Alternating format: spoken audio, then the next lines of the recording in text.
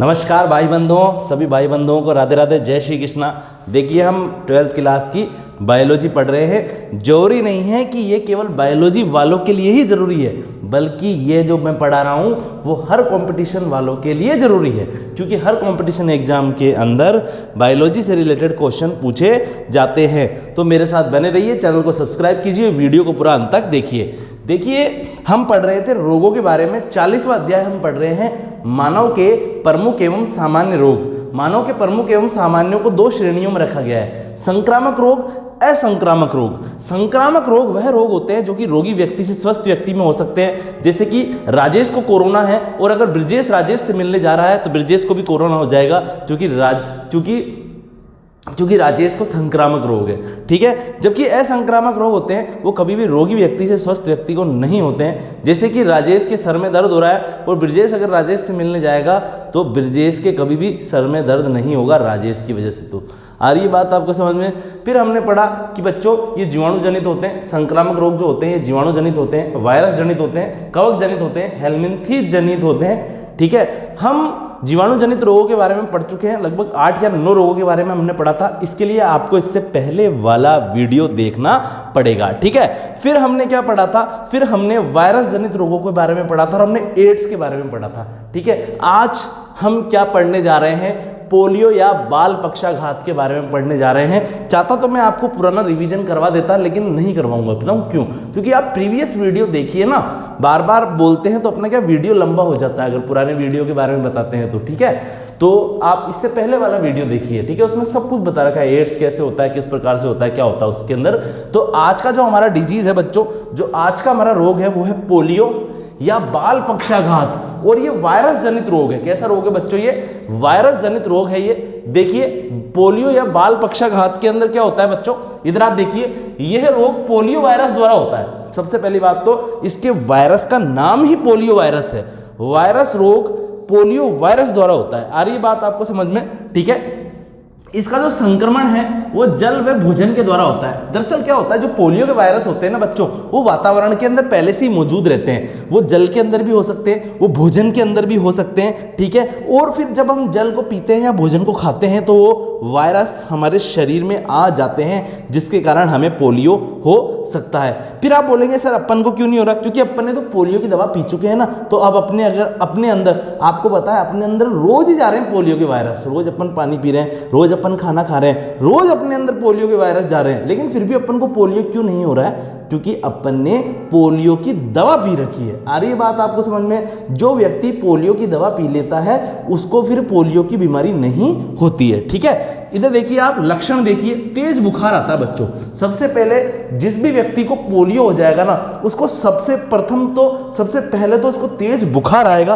क्या आएगा? उसको तेज बुखार आएगा। खांसी होगी, उसको क्या होगी? तेजी से खांसेगा वो, खांसी हो जाएगी, उसको जुकाम हो जाएगा, खांसी हो जाएगी, जुकाम हो जाएगा। ठीक है, उल्टी हो जाएगी, दस्त होने लग जाएंगे। 3-4 दिनों के बाद तो रोगी हाथ पैर भी नहीं हिला पाता है। शुरू में तो सर्दी जुकाम खांसी हुई, लेकिन 3-4 दिन बाद क्या होता है, अगर स्थिति संभाली ना जाए तो व्यक्ति हाथ पैर भी नहीं हिला पाता है। कई बार रोग के वायरस मस्तिष्क में घुस जाते हैं। बच्चों के कहां तक पहुंच जाते हैं? मस्तिष्क में हो जाते। देखिए, कई बार रोग के वायरस मस्तिष्क में वे मेरुरज्जु में प्रवेश कर जाते हैं। ये मेरुरज्जु कहीं हुए भैया? इधर देखो, ये एक व्यक्ति है। ठीक है, ये है एक व्यक्ति है। ठीक है, अब यहां पर क्या है बच्चों, ये है इसकी खोपड़ी। क्या है? ये इसकी खोपड़ी है। और खोपड़ी के अंदर क्या है बच्चों? खोपड़ी के अंदर है इसका, देखिए इधर आप ध्यानपूर्वक, यह है इसकी खोपड़ी और खोपड़ी के अंदर है इसका मस्तिष्क। ठीक है, खोपड़ी के अंदर है इसका मस्तिष्क। ठीक है, मस्तिष्क में से एक धागेनुमा संरचना निकलती है पीछे की तरफ से, और वो गर्दन से होती हुई रीढ़ की हड्डी में प्रवेश करती है। तो जो ये वाली जो संरचना है ना, ये वाली संरचना, तो ये तो क्या है बच्चों? ये तो क्या है? मस्तिष्क है।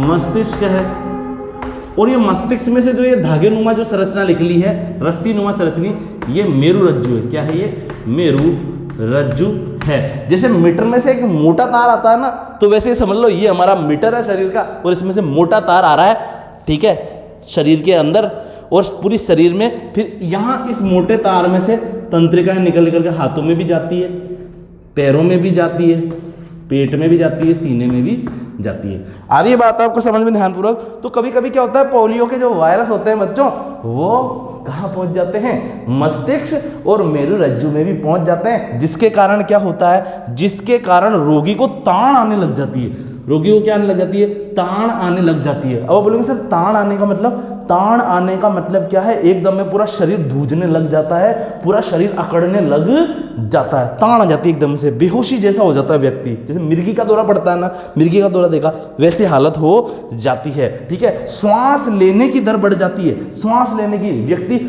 तेजी से सांस लेने लग जाता है, ताण आ जाती है। अगर बच्चों इसके वायरस, देखो इसके वायरस आदमी को लूला लंगड़ा तो बना ही रहे हैं, साथ ही साथ मस्तिष्क और मेरुरज्जु पे भी इफेक्ट डाल रहे हैं, ताण आने लग जाती है, व्यक्ति की सांस फूलने लग जाती है, ठीक है। इस रोग से बचाव व उपचार क्या है, इस रोग से बचाव व उपचार। अब एक मजेदार बात सुनो, इस रोग का तो कोई उपचार ही नहीं है। पहली बात, अगर किसी को पोलियो हो गया तो वो फिर वो लूला लंगड़ा हो जाएगा, या तो उसका पैर मुड़ जाएगा, या हाथ छोटा मुड़ जाएगा, या हाथ मुड़ जाएगा, ठीक है, या तो हाथ या पैर दोनों ही काम करना बंद कर देंगे, कोई भी एक चीज दोनों में से कार्य करना बंद कर देगी, ठीक है। अब सुनिए ध्यानपूर्वक, फिर क्या किया जाए, क्या किया जाए फिर अगर किसी को हो भी गया तो फिर क्या किया जाता है, ऑपरेशन करके उसके हाथ पैर को वापस ठीक स्थिति में लाने का प्रयास किया जाता है, या हाथ पैर को काट कर अलग करके नकली हाथ या पांव लगा दिए जाते हैं। आ रही है बात आपको समझ में, प्लास्टिक से बने हुए, ठीक है। लेकिन ये कोई उपचार नहीं हुआ देखा जाए तो, ठीक है ना।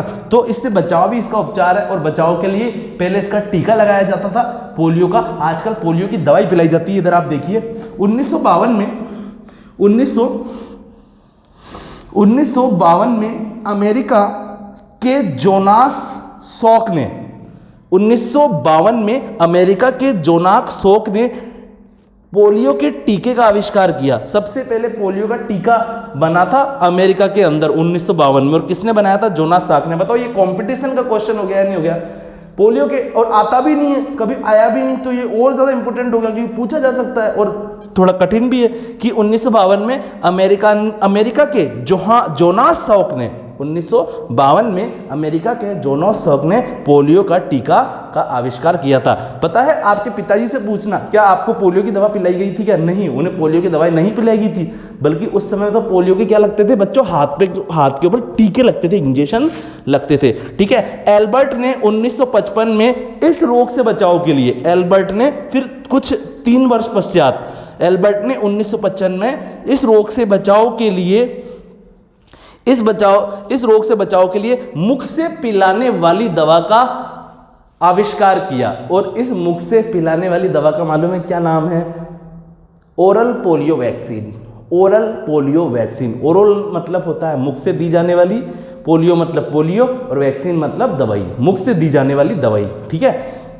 यह दवा जन्म के प्रथम वर्ष में 1 माह के अंतर में 3 बार पिलाई जाती है। जैसे ही बच्चे ने जन्म लिया, माना कि बच्चे ने 1 जनवरी को जन्म लिया, ठीक है, 1 जनवरी को जन्म लिया, तो ये समझ लो फिर उसको आपको 1 फरवरी को पोलियो की दवा पिलानी है, फिर 1 मार्च को पोलियो की दवा पिलानी है, फिर 1 अप्रैल को पोलियो की दवा पिलानी है। तो मतलब बच्चे ने जैसे ही जन्म लिया उसी साल के अंदर, जैसे ही जन्म लिया उसी साल के अंदर 1 महीने के अंतर में 3 बार पोलियो की दवा पिलाई जाती है, ठीक है। तो आई होप आपको, तो क्या होता है उससे बच्चे को भविष्य में भी पोलियो की बीमारी नहीं होती है, ठीक है। अब ये पोलियो की दवाई काम कैसे कर रही है, दरअसल मैं आपको बता देता हूँ जाता जाता, मेरी बात सुनिए आप ध्यानपूर्वक। हमारे शरीर में एक प्रतिरक्षा तंत्र पाया जाता है, और प्रतिरक्षा तंत्र क्या कार्य करता है, जैसे हमारे शरीर में कोई रोगाणु आता है तो प्रतिरक्षा तंत्र उस रोगाणु को पहचान कर प्रतिरक्षियां बनाने लग जाता है, और वो प्रतिरक्षियां उस रोगाणु को मार देती है और हमें रोगों से बचाती है।